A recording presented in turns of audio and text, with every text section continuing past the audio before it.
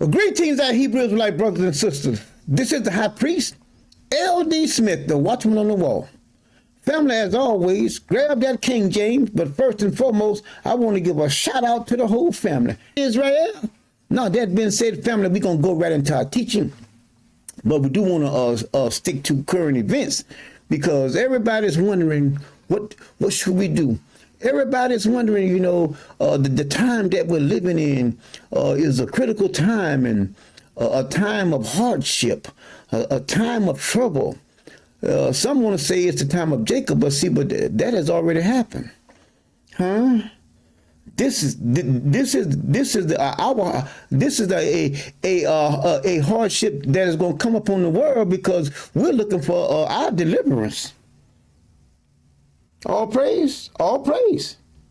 See, so I want to let you know, guys, that our lives are already predestined. Okay? There isn't any surprises. God already knows what is going to transpire. Okay? And we as his people should know too, because he's going to tell us in his words. He's going to tell us what he wants us to know. Okay?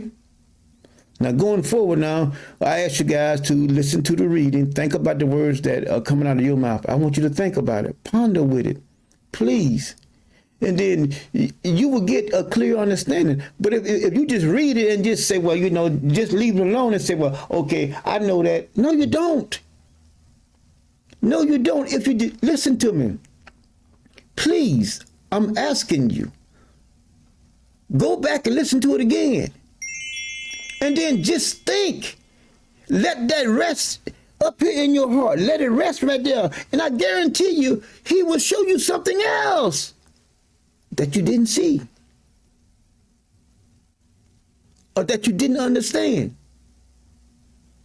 But all you have to do is be obedient and ponder the word. Ponder it. And I guarantee you, the Most High, he doesn't change. He says, I set my prophets rising early to come and talk to my people. But they will hear it, but not hear it. But I'm going to show you here. Ponder with it. Think about it. Now let us look at Proverbs chapter 19. Let's look at verses 21, and then we're going to read verses 23, okay? 21 says, there are many devices in a man's heart. See that? Nevertheless, the counsel of the Lord, that shall stand. See that? You can say, I'm going here, I'm going there. And you could be headed there. And the Most High will detour you. We all have been driving or walking at some point in life, even on your job. You could be going down a hallway or something, and then you say, well, then you find yourself going down another hallway, and then you may have to get on the elevator here. But man, I don't know why I came this way. This is the long way. Or you may turn off and off the freeway, and get off at the wrong the exit, and you're getting off, but then you realize you get off at the wrong exit. Is now, why did I get off here? I had no intentions of getting off here. I had no business going down this road or turning here. It is the Lord that is directing you. And you ask yourself these questions, but never really think about, why am I asking myself these questions? What caused something caused me to do what I just did? And it wasn't me. Because if it was you, then you would never ask your own self, why did I do this? But you never think about it. And all I'm asking you to do is think. Think about it. And you will see that your steps are being ordered. But let's keep on. in troublesome times, God is still directing you. Let us go to Psalms 139. Let's start with 14. Look what it says. I will praise thee, for I am fearful and wonderfully made. Marvelous are thy works, and that my soul knoweth right well. My substance was not hid from thee when I was made in secret and coarsely wrought in the lower parts of the earth. Thine eyes did see my substance, yet being unperfect, and in thy book. See that? And in the book, already written down in the book. Not writing down in the book after, it's already in you. Can y'all see that? Family, all I'm asking you to do is just be obedient and ponder with it. Listen to what it says. Can't you see that? In that book, all my members were written. See that? No surprises. Already written. Not after I got here, then now we're going to write something. No. Before I even came. Which in continuance were fashioned, when as yet there was none of them. See that? You know what fashion means? Like a molding, making, fashion. Before any of that happened. How precious also are thy thoughts unto me, O God. How great is the sum of them. Can't even count them. If you and I would get together and try to think about all the things that our God has done for us that we could think of, we couldn't even number. Just in this lifetime. Just in this lifetime, we couldn't even number them. If I should count them, they would be in what? Numberable than the sand.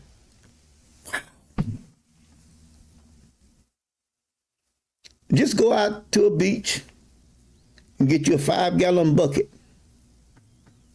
and just gather up a 5-gallon bucket full of sand. This is a project to anyone that's out there that's them smart ones. And I want you to get the 5-gallon bucket, and then I want you to count all the grains of sand in that 5-gallon bucket. Not all the sand that's on the seashores, but just in that 5-gallon bucket. And I'm going to see, could you count them in your lifetime? When I awake, I'm still with thee. Surely thou wilt slay the wicked, O God. Depart from me, therefore, ye bloody men. For they speak against thee wickedly, and thine enemies take thy name in vain. Do not I hate them, O Lord, that hate thee? Yeah, I do. There's nothing wrong with you hating them that hate your God. They hate my God, I hate them. I do. And see, when you get over in that other book, then it teaches you different from this right here. It does.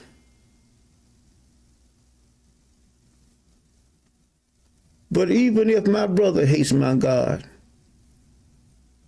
I hate my brother. my sister.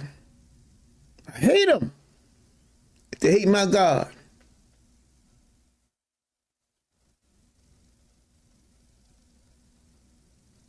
But see, but there's a scripture where it says for us not to hate our brother, but he's talking about without a cause. But anybody that comes against my God, I ain't got nothing for you but hate. That's all. And I grieve with those that rise up against thee. See that? I hate them with perfect hatred. I count them mine enemy. See that? Anybody that don't love my God, they don't love you. They don't. They don't love you. And see, if they hate your God, you supposed to hate them, because you can't love your God and then hate somebody, and then love somebody that hates your God. Are you out of your mind? They hate my God, I hate them. Because he is the creator of all things. He's the one that opens his hand to feed me. He's the one that keeps sickness away from me. He's the one that gives me a dwelling place. He's the one that gives me raiment, clothing to put on my back. Everything comes from the Lord God of Israel. That is the supplier of all things. Search me, O God, and know my heart. Try me and know my thoughts. And see if there's any wicked way in me. And lead me in the way of everlasting. See that? And that's what I'm talking about. That's what I'm talking about. Lead me in the way of everlasting. Why? Because the plan is for us to be with him forever. And I ain't talking about them clowns talking about meeting somebody in the air over there in Thessalonica. I ain't talking about that. Because why would you want to be up, meet somebody in the air supposedly be with them forever, and then in your book, in Revelation, he said he looked up and he saw New Jerusalem coming down from heaven. Who's going to rule in Jerusalem? New Jerusalem. God, right? So then God is going to be coming down. Why? Y'all going? Oh, oh boy, I tell you. Family, I tell you. Oh, only if they would think. But you know what though? It seems like when you ask a person to think, you asking them to go out there and pick up a boulder that weighs 10 tons. I'm not asking you to do something that's hard and impossible. I'm only asking you to do something that is possible. Just think. That's all. Now let us keep on going. Let's go to Isaiah. Look at my time here. Look at my time. Oh, all right. All praise, all praise. Look at my time. Let's go to Isaiah. I did say Isaiah 41. Now watch your family. 41:8. And we're going to just read down. See, God can't change what he has already done, because his word is fixed. And he won't change. He can't change. But let's read this right here. He said, verse 8 says, "But thou, Israel, art my servant, Jacob whom I have chosen, the seed of Abraham, my friend." See that? Abraham, my friend. See, let me say something to you guys. And maybe you could understand this if I say it in a simpler fashion. If a person claim they love you and they don't love your child, then I'm going to tell you this right here. Please listen to me. They don't love you. Okay? They don't love you. And if a person say that they love the child but don't love the parents, I'm telling you, please listen. It's not possible. It's not possible. They don't love you. They probably frustrate you. I mean, put up with you. But there is no love there.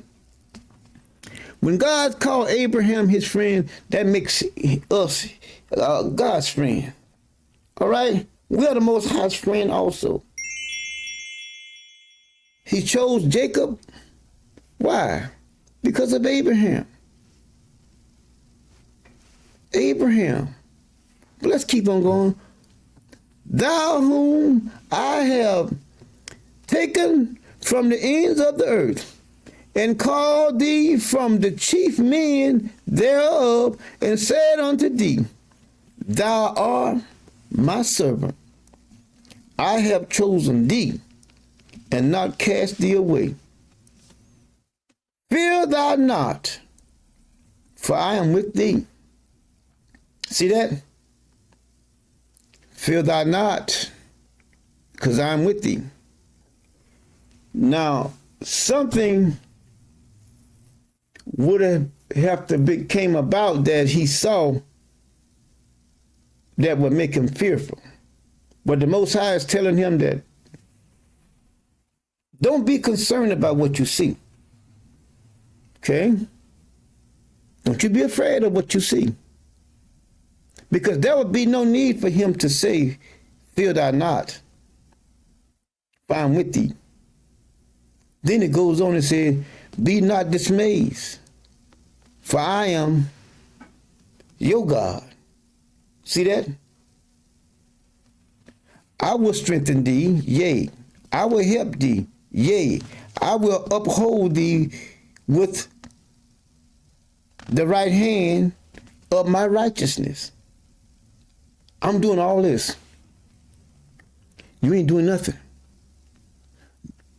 Don't be afraid. Don't be afraid. Whatever you are facing and going through, don't be afraid. I'm with thee. I'm going to uphold you with my righteousness. Okay? Now, let's go a little further here. We're going to switch gears now. We're going to keep on going. Now, let's go to Psalms 90. And see, believe me, family, there are things that are in this world that see, the enemy tries to come at you and surprise you where you're not aware and then scare you into something. But you cannot be caught off guard. You have to always be aware of your surroundings. Always be aware of what's going on. Okay? But let's say it does catch you off guard. That still don't change God. He's telling you, even though it caught you off guard, don't you be afraid. Don't you be afraid. Because I'm with you. Now let's look at Psalms 90. I did say Psalms 90. Let's look at verses 1 and 2. Lord, thou hast been our dwelling place in all generations. See that? In all the generations that were before us, God was still with us, even in captivity. He was still watching over us. Look what it says. Before the mountains were brought forth, or even thou hadst formed the earth and the world, even from everlasting to everlasting. What? Y'all see that? Do you see it? All this stuff took place, but it does not affect him. It says, thou art God. Even before all this right here is going on, before the mountain was brought forth, or even thou hadst formed the earth and the world, Even from everlasting to everlasting. You ain't changed. You hadn't changed. From eternity to eternity, you hadn't changed. You still God. You still God from everlasting to everlasting. You have not changed. Huh? Did you get that? Now put that in your peace pipe and smoke that. I'm telling you. Look at it. He's saying, I'm not going to change. But in this world we live in today, now they saying that God is changing. No, he ain't. No, he ain't. No, he's not. Look what he says. Thou turnest man to what? Destruction, and saith, return ye, children of men. For 1,000 years in thy sight are but as yesterday. It is past, and as a watch in the night. See that? Can y'all see that? He knows everything. He is everything. He is everything and everything about us. He's everything and everything. But let us keep on going. Let us go to Psalms 23 and 4. Listen. Are you ready? And many people sit down on their knees and pray this prayer every night and don't realize that God is God from everlasting to everlasting. He knows it all. Everything is already predestined. It's already written. Look what he says. Yea, though I walk through the valley of the shadow of death, I will fear no evil, for thou art with me. See that? So you can see that evil things come. But what he says, he is taking the Most High advice. He says, fret not. Don't be afraid. Didn't he say that? I read it to you earlier. When you take God's advice, you can walk through anything and it won't do you no harm. See, don't be afraid. He says, for thou art with me, thy rod and thy staff, they comfort me. Thou preparest the table before me in the presence of my enemy. Thou anointest my head with oil, my cup runneth over. Look at verse 6. Surely goodness and mercy shall follow me all the days of my life, and I will dwell in the house of the Lord forever. See that? Do you see that? It's right in the pages. Now let's keep on going. Do we have one more? Okay, all right. We're gonna break off there, family. All right. Let us all come together. Now you guys know how we do. We come together at every end of the class, right? And we come together with one voice and one mind. Are you guys ready? One word, one God, one people, one love.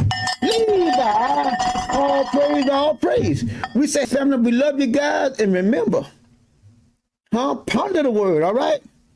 Remember, ponder the word. We said, shalom, we love you.